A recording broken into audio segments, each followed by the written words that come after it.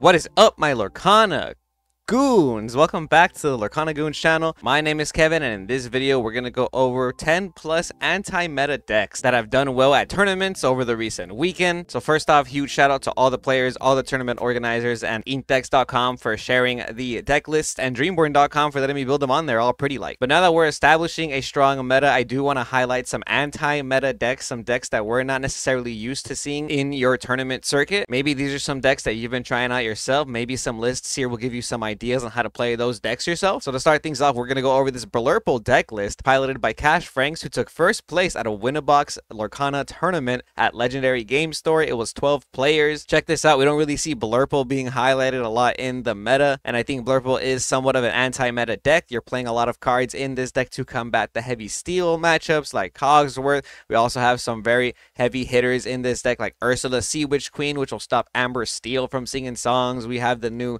Mufasa in this deck as a very strong win condition, which will let you quest for 4 and basically give you potentially 2 turns. I like Blurple in this meta.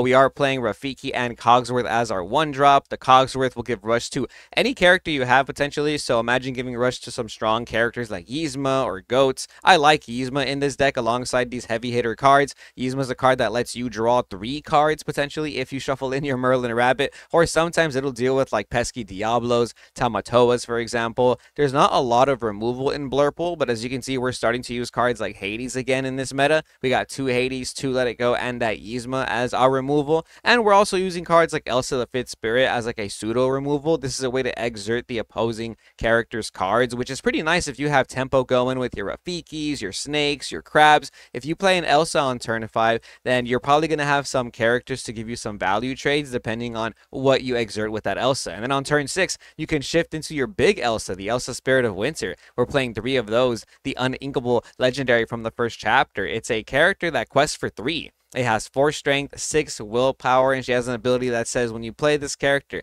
choose up to 2 characters and exert them, and they cannot ready at the start of the next turn. Pretty awesome ability. I remember people playing this card in the first chapter. It was very impactful. It was a very impactful card. I can definitely see it being played and taken advantage of in a deck like Blurple. One of the best combos to do in Blurple is to play like Tipo or Mickey Mouse and get some extra ink to ramp, obviously. And then you can bounce those characters back with Madame Mim Fox, Snake, even your Madame Mim Elephant now, and which means you're going to have more ramp in your hand to play. Tipo costs 1 less than Mickey Mouse, and that's a pretty big deal because on turn 4, you can start doing plays like quest with Tipo, play Snake, bounce it back, play Tipo, ink again, you know. And if you're ramping with Tipo and Mickey Mouse, you're going to be able to cycle those out. Being able to bounce characters is crazy in this deck when you really think about it, because you can bounce back your Elsa. You can bounce back your Elsa after you shifted, which gives you both Elsas back. You can bounce back your Mufasa and then play it again to add 2 more cards back from your Inkwell. Very nice. Or you can bounce back your Hades, for example,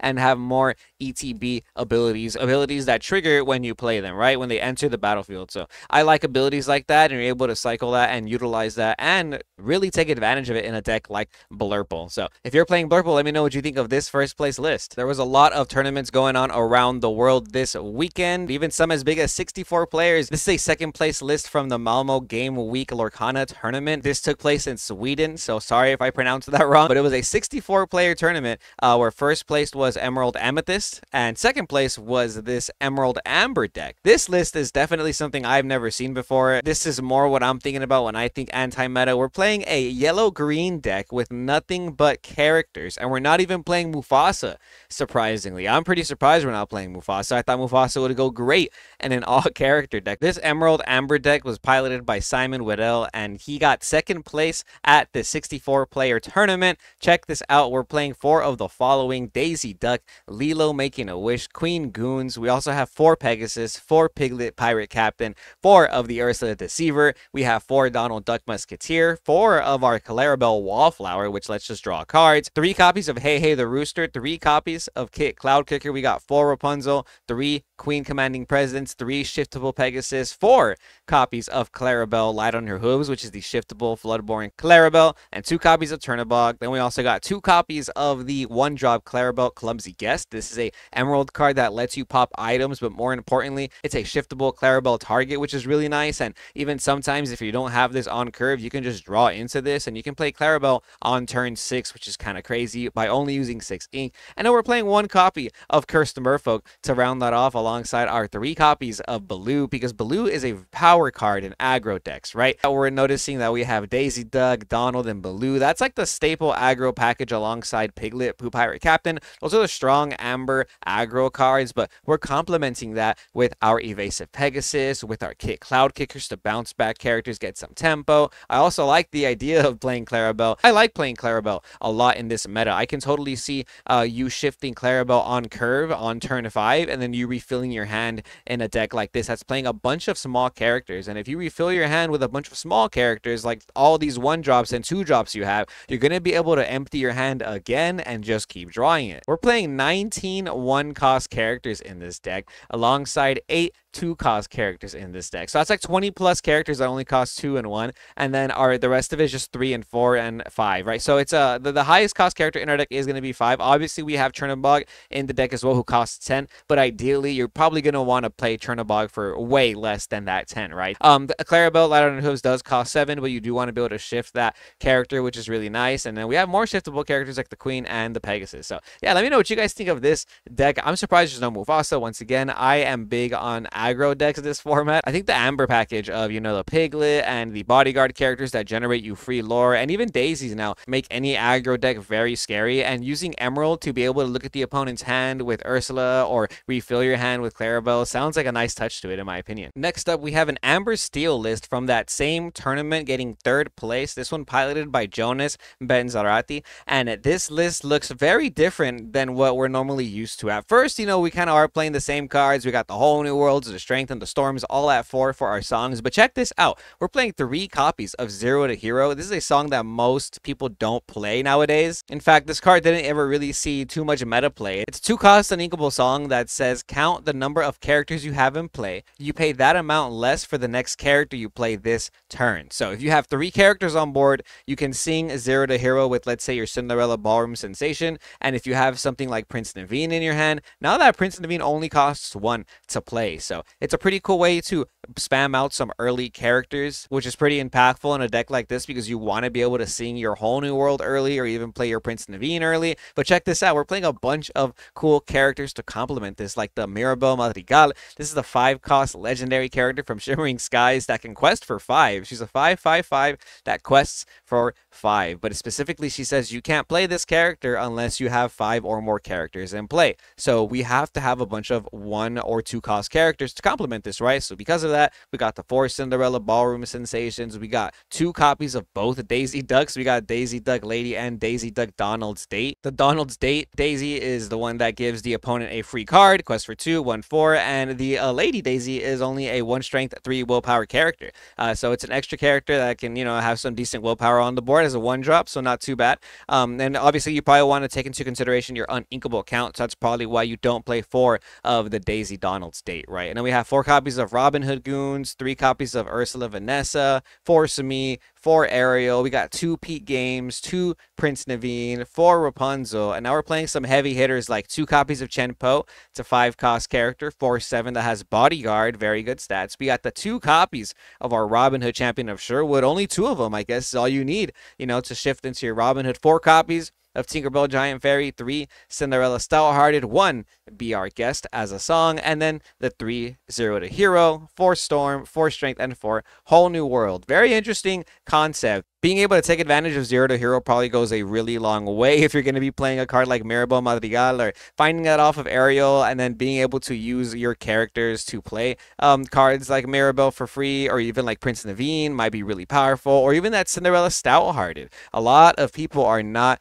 playing mass removal the same way they used to be. A lot of the red-blue decks don't play more than 2 Be Prepared, or they're not really playing Tremaine anymore. Obviously, nobody plays Dragonfire. Maleficent Monsters Dragon is kind of hard to pull off. So Cinderella Stouthearted is a very sticky card nowadays. So I do like cards like Hades, Let It Go, and stuff like that because a lot of people play Cinderella Stouthearted again, and being able to play that early with 0 to hero is very scary. So shout out you, Jonas Benzarati, on this interesting deck list. I want to try out 0 to hero myself and see what kind of characters I can cheat out earlier. Maybe we're sleeping on this Mirabel Madrigal, right? Quest for 5 sounds insane. Here's a cool anti-meta list that got 7th place at that same Malmo 64 player tournament. This is by Asger, aka Shield 17. Shout out you for getting 7th place at this huge tournament. It's a Ruby Sapphire item list, and we've seen item lists before. We did see an item deck like this take one of the DLCs. I believe it was DLC Bologna. The reason I'm bringing it up is because most players don't play Ruby Sapphire this way. Most people are playing the traditional Sisu Ice Block build, but not with items, not with the Queen Diviner. Most people are still playing mass control, like super heavy control, right? Whereas this item version is also very heavy control, but you're sacrificing a lot of other cards to be able to play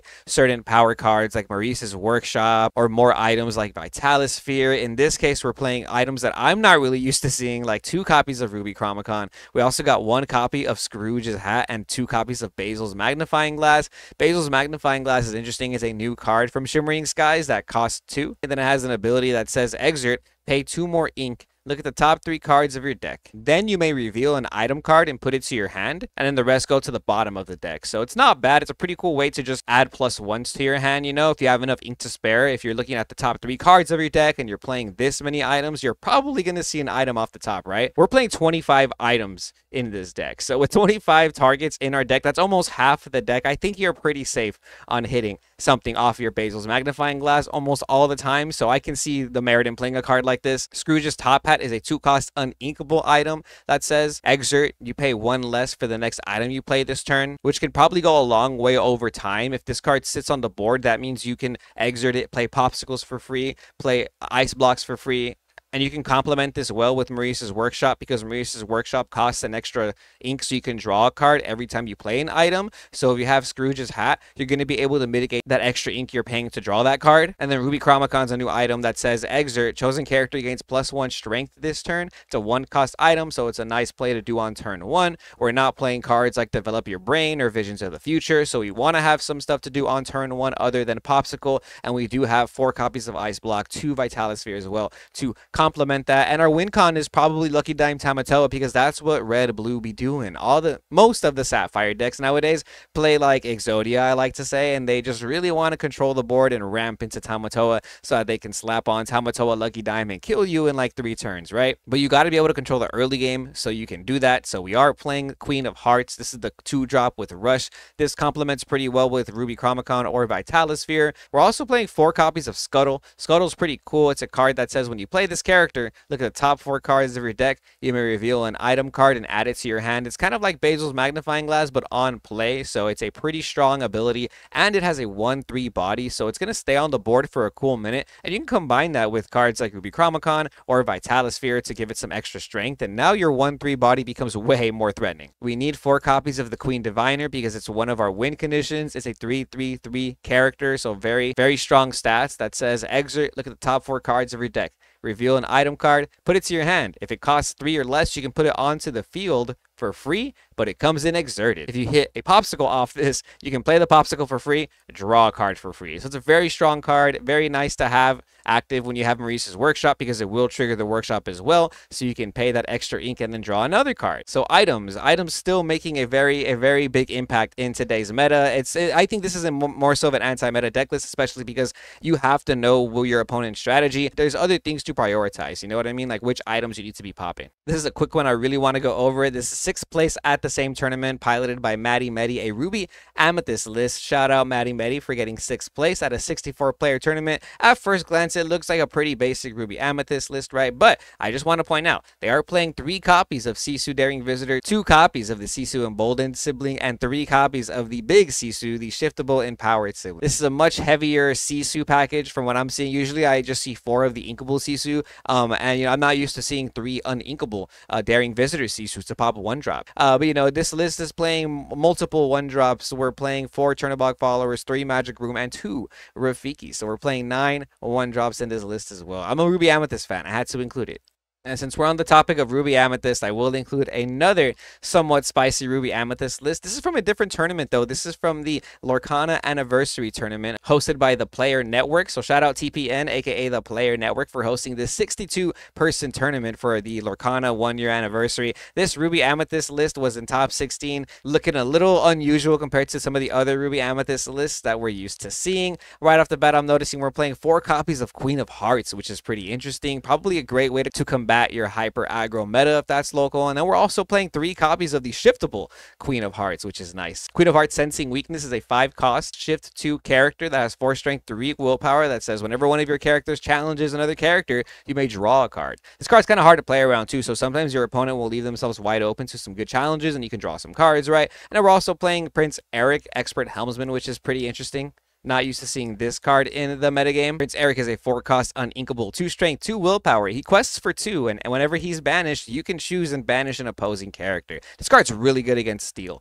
This is a card that turns off cards like Grab Your Swords, because if your opponent has an established board and you start playing Prince Eric, they're going to have to make some tough decisions on whether or not they're going to pop your Eric, because then you're going to be able to pop their cards, right? And sometimes they have Tinkerbells, Robin Hoods, even Sad Beasts sitting on the board, and this Prince Eric will threaten most of those. The rest of it looks pretty standard. We got Flynn, we got Brooms, Turnabogs, we got our Petting Zoo package. We're only playing 3 and 3 Fox and Snake, which is very interesting. Only 3 Rabbit. That's a little bit outrageous. I think Rabbit's the best card in the game. Just want to throw that out there. And then we're playing 3 Goats. We have 2 copies of Hydra. Hydra's interesting. This is a 6-cost uninkable, 6 strength, 5 willpower. Quest for 2 has an ability that says when this character is dealt damage, deal that much damage to chosen opposing character. So I'm surprised they're not playing Teeth and Ambitions in here, because that's kind of how it works. You deal 2 damage to your character, and then you can deal 2 damage to another character off of Hydra's ability, right? But what's pretty cool is that if you challenge with Hydra, let's say you run into a Maui or something, you'll take 6 damage, and because of the way Lorcana works and damage counters, yeah, Hydra only has 5 willpower, but there's 6 damage counters on there, so you'll put those 6 damage counters on a different character, not just the 5. So that's pretty impactful, and I think that's kind of nice. So for all my fellow Ruby Amethyst enjoyers out there, here's some spicy text you can add to your deck. But it wasn't just top 16 that had some spicy deck lists in this tournament. First placed was actually won by Micah E of the Forbidden Mountain, I believe. Shout out you for getting first place at this 60+ player tournament, playing a 61 card deck, a 61 card Ruby Sapphire deck that we are not used to seeing. This is a different take on playing Ruby Sapphire, and an entirely different take on playing item control is what it looks like. You know what? It actually doesn't even feel like item control. It kind of feels like item aggro. We're playing 3 copies of LeFou, which lets us re-ready our characters. We have 1 copy of Noi Orphan Thief, which is a character that quests for 2, but she gains resist and ward if you have an item on the board. For the early game, we have 4 copies of King Candy Goons. This is a new Goons type character that costs 1, 2 strength, 2 willpower, and has no ability. 4 copies of Gaston, 4 copies of Cruella de Vil. This Cruella de Vil is really good in Sapphire decks because you need to respect Diablo. So if you want early outs to Diablo in aggro decks where you want to be able to have tempo and play characters, Cruella de Vil gains evasive on her turn, so it'll contest Diablos, which is really nice. We're playing Tippo Growing Sun at 4 because we need some ramp. We're playing 2 copies of Triton King. This is the 3-cost uninkable that has 3 strength, 3 willpower that says exert this card, banish one of your items, gain 3 lore. Pretty interesting, right? So that's why I'm kind of thinking, is this like an aggro deck? Because you can use Triton, you can use the ability pop your popsicle, gain 3 lore. You can play LeFou, re-ready your Triton, and then use the ability again, right? So that's kind of interesting. 4 copies of Flavor Champ because it's our draw engine. 4 copies of Prince John the Gold Lover. This is a 4-cost inkable character, 3 strength, 4 willpower from Shimmering Skies that says exert, play an item for free from your hand or discard with 5 cost or less, but it comes in exerted. That's still pretty cool, right? Because if you're popping your cards with Triton, then you can bring them back with Prince John, and if you bring back something like Popsicle, you'll draw a card. And as you can see here, we have a variety of items to bring back or play from your hand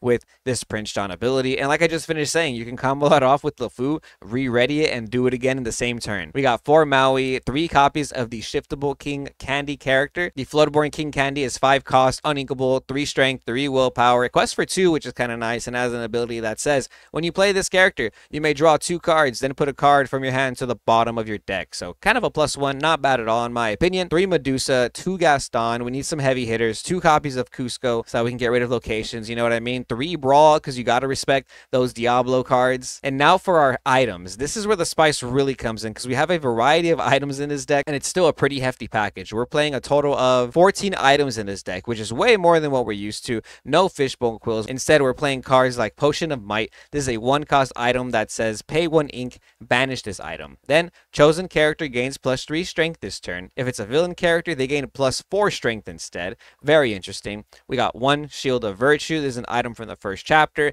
4 Popsicle, 1 Maui's Fishhook, 1 Poisoned Apple, another item from the first chapter. This is a 3-cost uninkable item that says pay 1 ink, banish this item, exert chosen character. But if it's a princess character that you choose, you banish that character instead. So that's pretty impactful, especially right now in this Amber Steel meta where everyone's playing Ariels and Cinderellas and stuff like that. You'll be able to banish them. Imagine banishing a Cinderella Stouthearted off of this Poison Apple. Ooh, that's pretty good. And in general, exerting an opposing character is not necessarily a bad play, right? It just sucks that it's an uninkable card, so you have to really pick and choose which uninkables you're going to play. We're playing 3 copies of the Plank. This is a 3-cost uninkable. I've never seen this card be played ever before. In fact, it's probably one of my first times reading it. This card says, pay 2 extra ink, banish this item. Then you choose one of these following abilities. Banish chosen hero character. That's very good, by the way. Or ready chosen villain character. And they can't quest for the rest of the turn. So, if you didn't know, Prince John is a villain, so you can use the Plank, you can banish it, pop an opposing hero, which there's a lot of heroes in Lorcana. Most, if not all, of the princess characters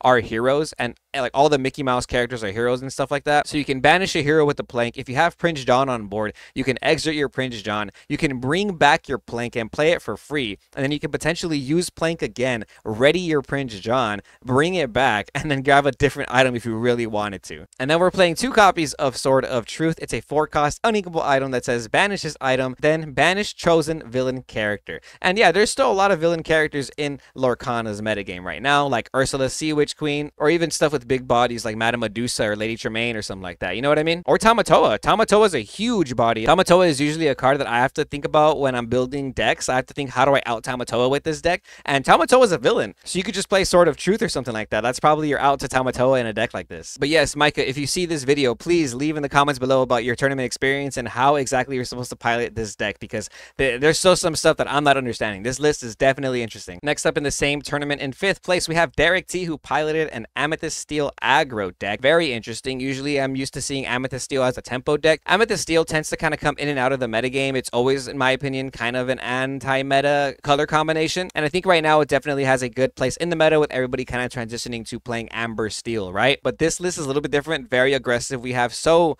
many 1-drops. We're actually playing 25 1-cost cards with the Fire Than Cannons included, alongside all these 1-cost characters like Chernobog, Broom, Maleficent, Pascal, Captain Hook, and Mickey Mouse, which is a 1/2 character that has resist +1. This character is very sticky on the board, actually. That complements very well with our 3 Madame M. Snake, because we can bounce back our 2 quest characters or our 3 quest characters and replay them again like Pinocchio, Star Attraction, the 2-cost uninkable that quests for 3. Very strong card. And then we're playing very interesting cards like Doc the Bold Knight. This is a 2-cost uninkable 1/3 character that says when you play this character, you may discard your entire hand to draw 2 cards. So the main strategy is to play all your 1-drops. You have no cards in hand except for Doc. You play Doc, you don't discard anything, but you still get to draw 2 cards. And if you draw more Docs, or if you draw cards that let you draw cards, like your Amethyst Chromacon or your library or something like that, you just keep trying to dump characters on the board so that anytime you play Doc, you never discard anything and you always draw 2. And you can bounce back that Doc with Snake,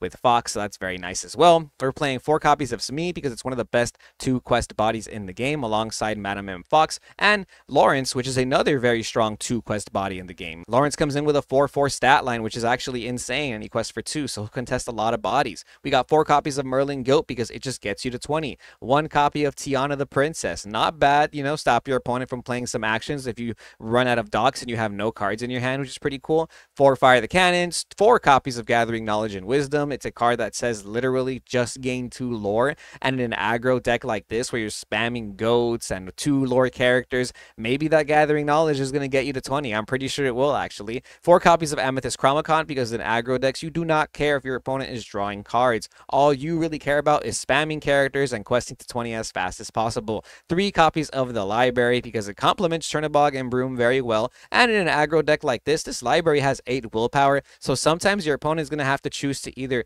challenge the Library or challenge your characters, and that's going to take a whole turn to get rid of. So that's kind of nice too. So shout out Derek T, getting some good results with Amethyst Steel aggro. Here's another list from the same tournament. 7th place by Andrew B, Sapphire Steel. A lot of people aren't playing Sapphire Steel, and although this does look kind of like a standard list, I feel like Sapphire Steel is like in a position to be kind of like an anti-meta deck in my opinion. We have a lot of the same standard stuff, Whole New World at 4. We are playing 3 Grab Your Swords, which is like, this is probably one of the only decks you can play 3 Grab Your Swords, I think. And I just wanted to include that playing Tippo in a deck like this is actually pretty important. No more 1 jump ahead though. You'll notice that a lot of people are just not playing 1 jump ahead. Instead, you're just playing Tippo.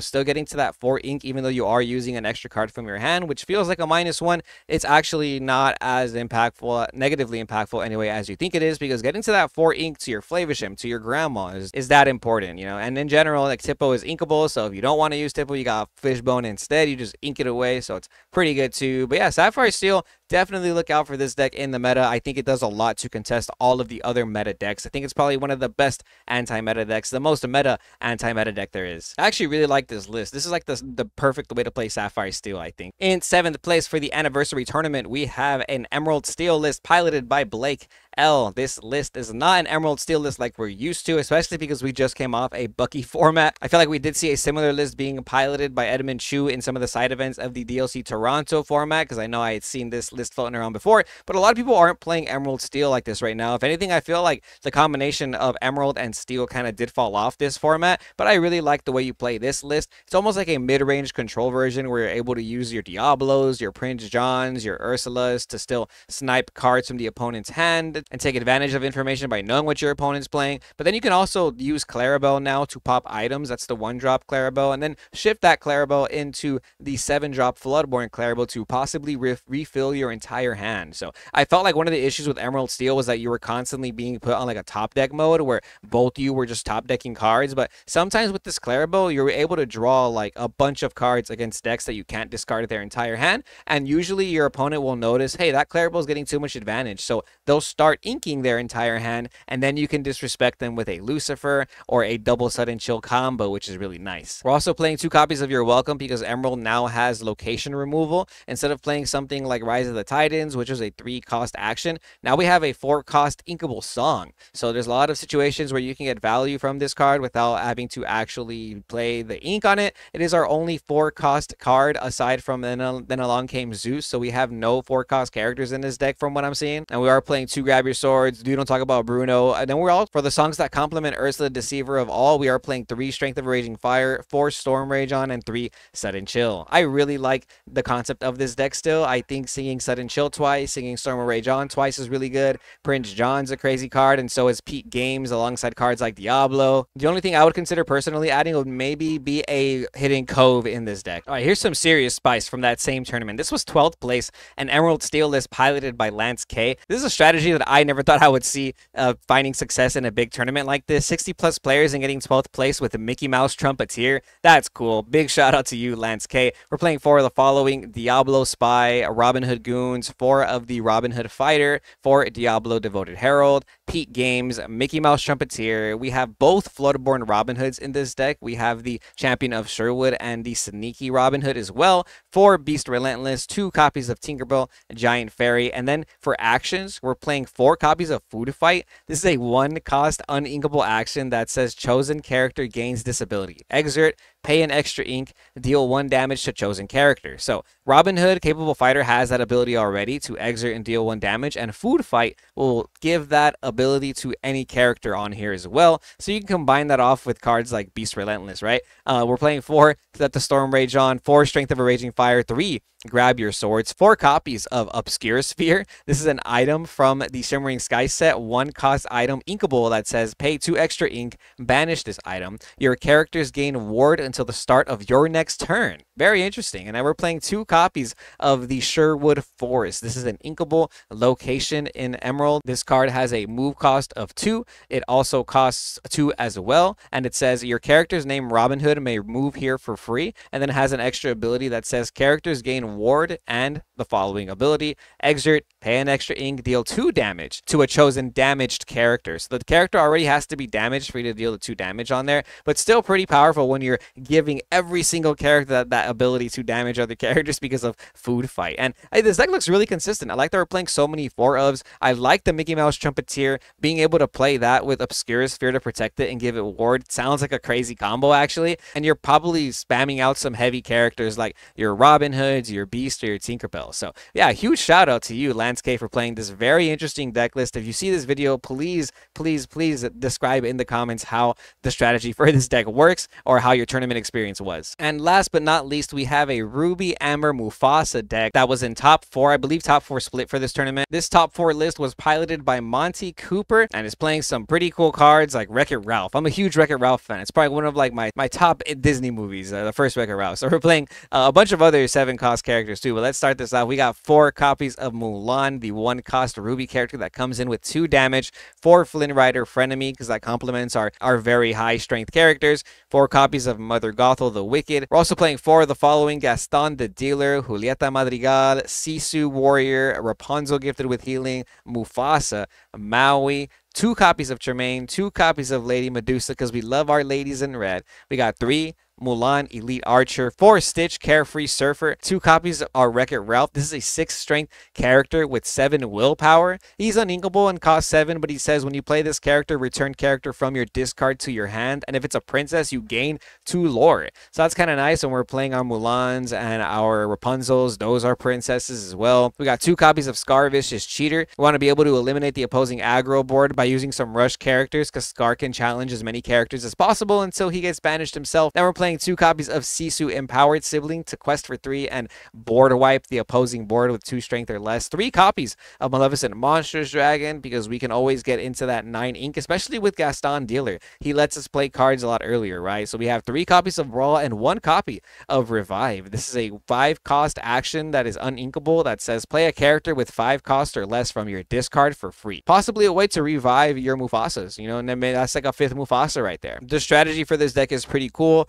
Turn 1, you set up a character like Mulan so you can heal it later with Rapunzel. Turn 2, you either go Flynn Rider or Mother Gothel for more healing targets. Turn 3, you probably play Julieta to draw a card or Gaston, because Gaston's going to let you start playing characters that cost 6 or more on turn 4, like Lady Tremaine, Madame Medusa, Mulan, even something like Maui or Mufasa. You can play them early. So Gaston really does feel like the bread and butter with this deck, alongside Rapunzel as your main draw engine, right? It's a very good deck. It's an anti-meta deck for sure, like all the other decks we went over in this video. So if you like this video, be sure to leave a like, comment, and subscribe to the Lurkana Goons channel if you are a Lurkana Goon yourself. Thanks for watching this video. I hope you guys got some cool deck ideas for your tournaments. Can't wait to see you guys top tournaments with some of these anti-meta decks. And if you do, be sure to join our Discord and let us know so we can feature them on the channel. But until then, stay tuned to Lurkana Goons, and we'll see you goons next time.